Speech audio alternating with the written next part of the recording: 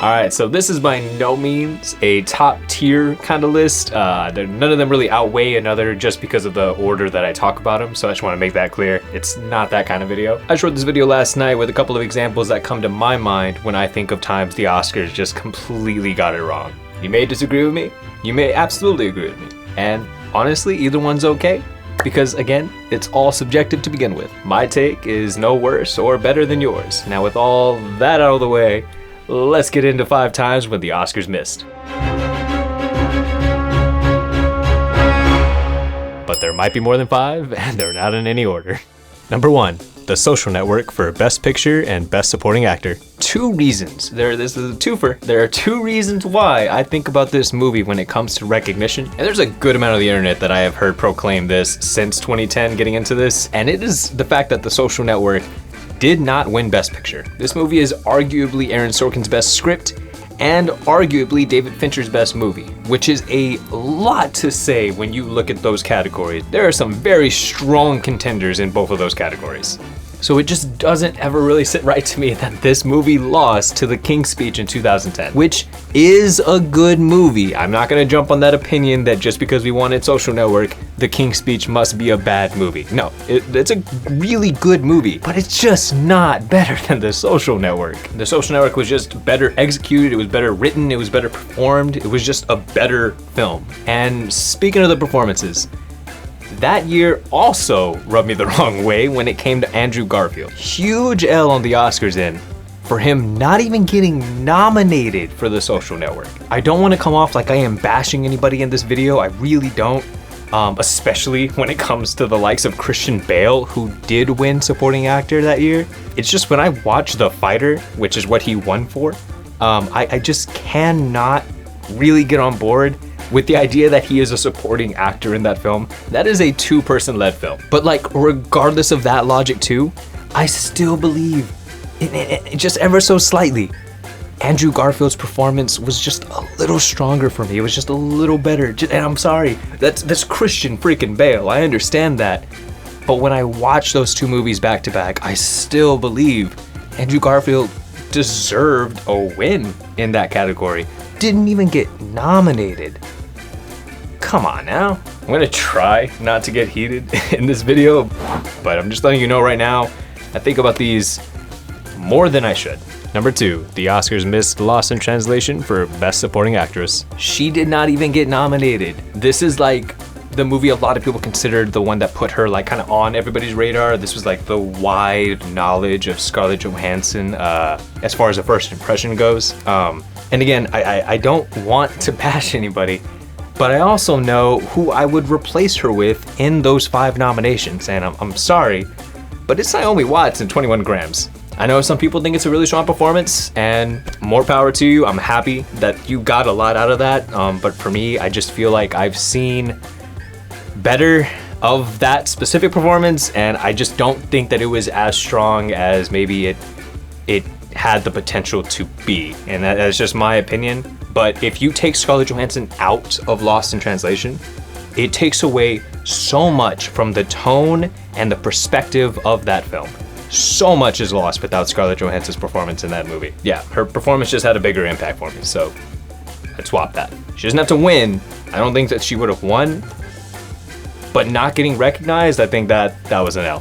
Number 3, the Oscars definitely missed The Dark Knight for Best Picture. This is an example of a gray area. There's those that like comic book movies and those who don't consider it cinema, and then those right here in the middle.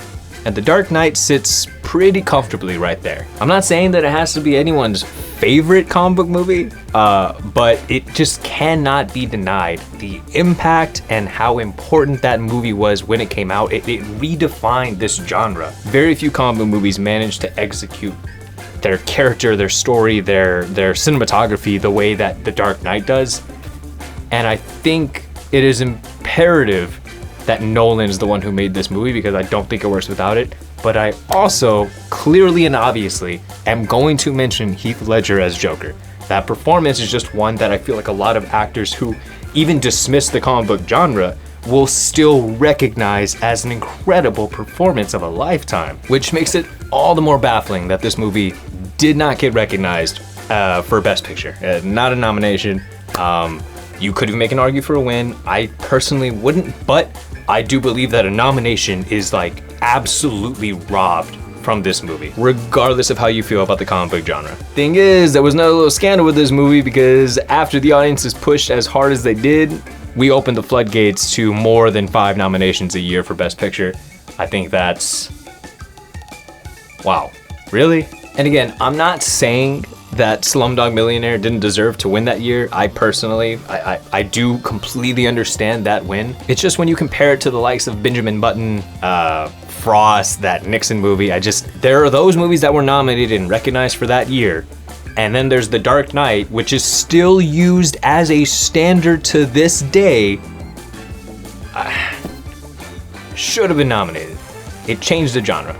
It showed that in capable hands, the comic book genre can be more. That deserves recognition. Number 4, the Oscars missed Everything Everywhere All at Once for Best Supporting Actress. All right, now let's talk about something a little more recent. As recent as 2023. Okay, so I really don't want to bash other performances. I hope that so far I am navigating that line just better than I think I am. It's just hard to accept that Stephanie Hsu, who had 1, more screen time, but 2, did more with that screen time, a more powerful performance in the same movie as Jamie Lee Curtis, which makes it very easy to compare those performances by the time the credits roll. How do we not acknowledge that Stephanie Hsu was a better supporting actress than Jamie Lee Curtis? And maybe you can throw that same argument that I had mentioned earlier about The Fighter with Christian Bale.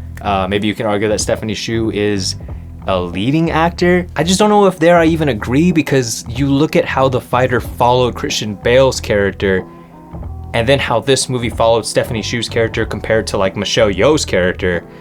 I don't know if it is a 2-person led film in that same way. Even if we're not gonna give it to Stephanie Hsu, how did we overlook Angela Bassett in Wakanda Forever? Regardless again of how you feel about the comic book genre, she took such a large amount of emotion that character needed for the loss of Chadwick Boseman, but in story for the loss of her son. And what Angela Bassett managed to do and kind of transcend both the character and the actor into her performance, it was gracefully done. It was impactfully done. It was beautifully done. I just don't see how you go Stephanie Hsu, Angela Bassett, Jamie Lee Curtis. That math doesn't add up to me. It felt like that could have just been more of a career in general lifetime award, and I don't know. And look, I really like Jamie Lee Curtis, all right? Her performance in Everything Everywhere All at Once was like really good, but I think she had an even stronger performance later the next year in The Bear Season 2. And if you've seen the episode, you know what I'm talking about. And number 5, the Oscars missed Get Out for Best Picture and Best Director. We started this video with a twofer, we're gonna end it with a twofer. This movie lost to the fish movie. Yeah, that one. Guillermo del Toro's The Shape of Water. Look, if you don't know, and you watching, you probably do, but if you don't, Guillermo del Toro is a revolutionary filmmaker. He is amazing. But when we're comparing The Shape of Water to Get Out, how did we miss this? How did they miss this? I don't understand that. Truthfully though, when I look at the nominations for that year, The Shape of Water isn't even in the top 3 for me.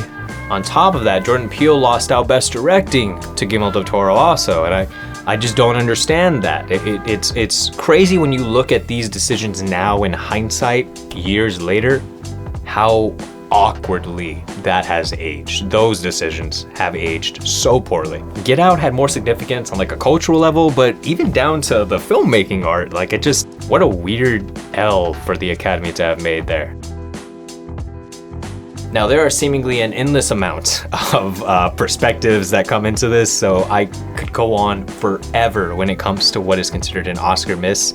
But for right now, that's all I got for you as of written last night. I'm looking to make more, hopefully with more time to reflect on in the history books and kind of gather some better examples, more examples up for you all. That was just very therapeutic. You're the best for hearing me out. And subscribe, like, and comment because there's more coming down the pipeline. And I will just see you on the next one. Thanks again for letting me rant.